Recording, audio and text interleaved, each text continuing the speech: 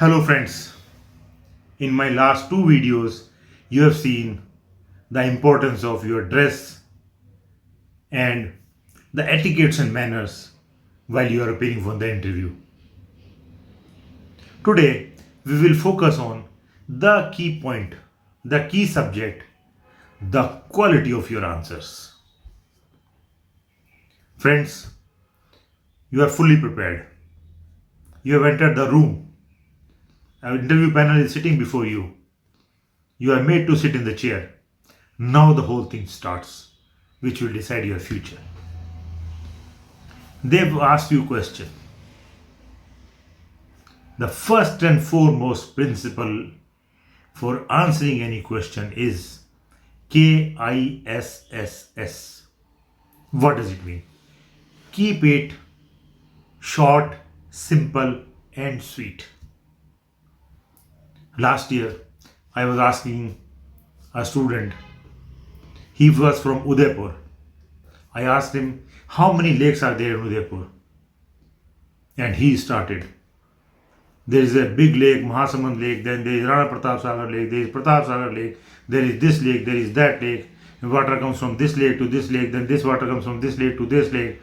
He went on explaining the whole thing for about 1.5 minutes. When I gave him feedback, I told him, gentlemen, I have asked you a very simple question. How many lakes are there in Udaipur?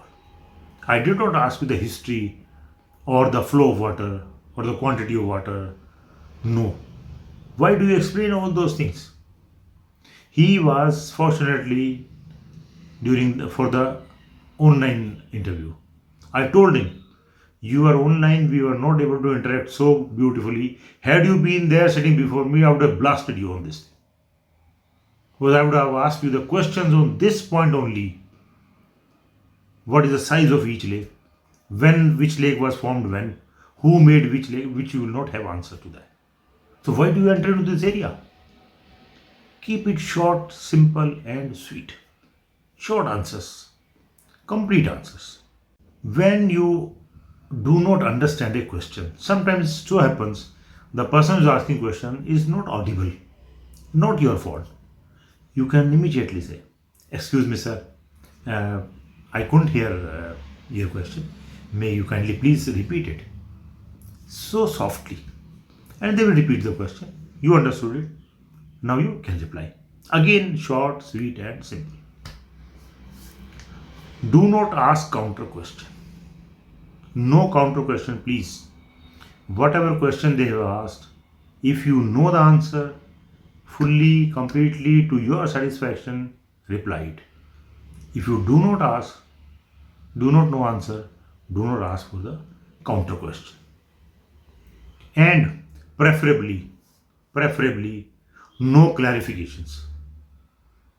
Because if you ask a clarification to a question, possibly the interviewer may not know that clarification. He will feel embarrassed. And this is the last thing you would like to do with the interviewer, embarrass them. So don't ask counter questions. If you answer sweet, simple and short, you will find that you are able to answer many questions without asking counter question or without any other irritant in the interview. When they ask a question which requires you to say either this thing or that thing, take sides. My advice is, do not take any side. For example, one interviewer, I was interviewing him last year, probably last to last year. He was a cricket enthusiast. I asked him, what are the cricket positions in the field? He explained. Then I asked him, cricket is very popular sport in our country, but our national sport is hockey. Do you think we should declare cricket as a national sport? Because everybody talks about it. And after some murmuring, some questions, some answering here and there, he said, yes, we should declare cricket as a national sports. When I gave him feedback after the interview, I told him that if you talk like this, that you are undermining our hockey brothers, which is very bad. They are equally big heroes, mind you. The hockey was declared national game probably after 1936, after the Berlin Olympics gold medal. We have done very good at cricket, but at the same time, hockey is very important. You can say, sir, whosoever player excels in any sports, that is very important. Which sports gives India the medals? Which sports gives India the glory? Which player of which sport brings us proud? That is more important. The one who brings pride to the country, that is more important. Declaring this game or that game of national importance and this and that should not matter much. If you are excelling in cricket, nothing like it. If you are excelling in hockey, nothing like it. If we are excelling in badminton also, we are excelling in tennis also. So don't take side of anything or any game or anybody. Just say middle path. Similarly, don't take side of any issues. One interviewer answered that in Haryana the Gujars and Jats are asking for reservation and all that. I gave him feedback. Don't take the names of these castes. You never know. In the interview panel, some Gujar is sitting, some Jat is sitting, and in your flow of giving answer, you may offend him. You may say some sentence, some word which may offend him. So that your marks will be cut. Similarly with the religions. I give you my own example. When I appeared for interview in 1983, the panelists asked me, yes, Mr. Naresh, if there are three people going on the road, imagine three people going on the road, one is Hindu, one is Muslim, one is Christian, how will you identify? Straight question, perfect question. How will you identify? I started giving answers. I was your age that time. I started giving answers. The Hindu will go to the temple.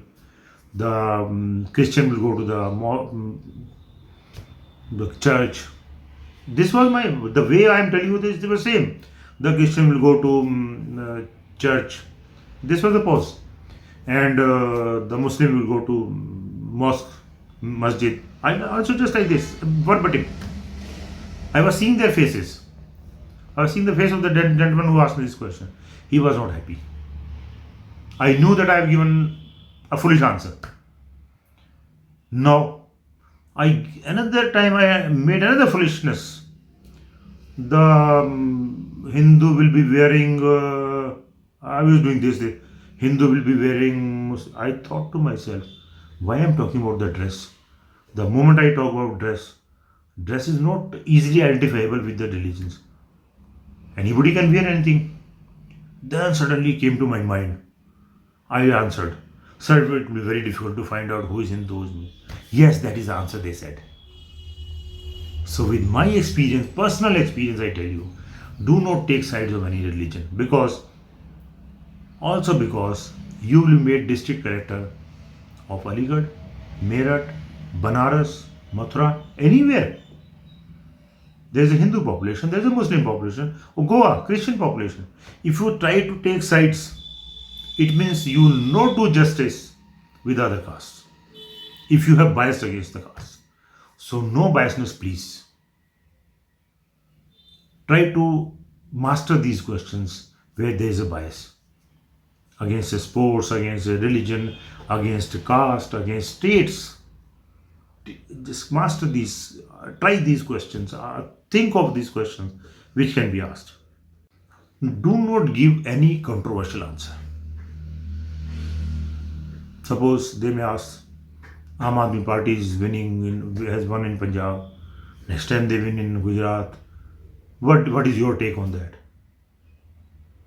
So you cannot take sides of BJP or Aam Aadmi Party or this party or that party. You are not concerned. As an officer, you are a neutral person. You have to take the sides of the law.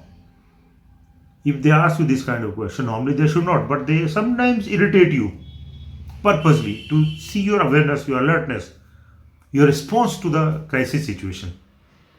Then you can say, sir, it is a mandate of the people which decides. The people want Aam Aadmi Party will win. People want BJP to win, BJP will win. People want Congress to win, Congress will win. People sometimes want independent to win, sir. You can be informal like this. Sir, people sometimes want independent to win, sir. They also win. Whosoever gets votes, he wins. That's the beauty of democracy. And that's a perfect answer, I tell you. And they'll not ask any other question after that. Then, while answering question, reflect some kind of optimism. Your optimism about the country, your optimism about the culture, your optimism about the ethos of this nation, your optimism about the survival, your optimism for good of the people, your optimism for the good of the poor. That should reflect that. Please make me officer. I'll do this. You are inviting them to make you officer, pass you with flying colors, and then your enthusiasm shows that you are going to do something good for the people. That should reflect somewhere. It is although a difficult thing, but if you practice, then it can come. Some reflection will definitely come. Friends, one very important thing. Do not criticize. I repeat, do not criticize any institution or constitutional body. Loosely we say, that politician has spoiled the country. We name the politician also. That politician is doing very good for the country.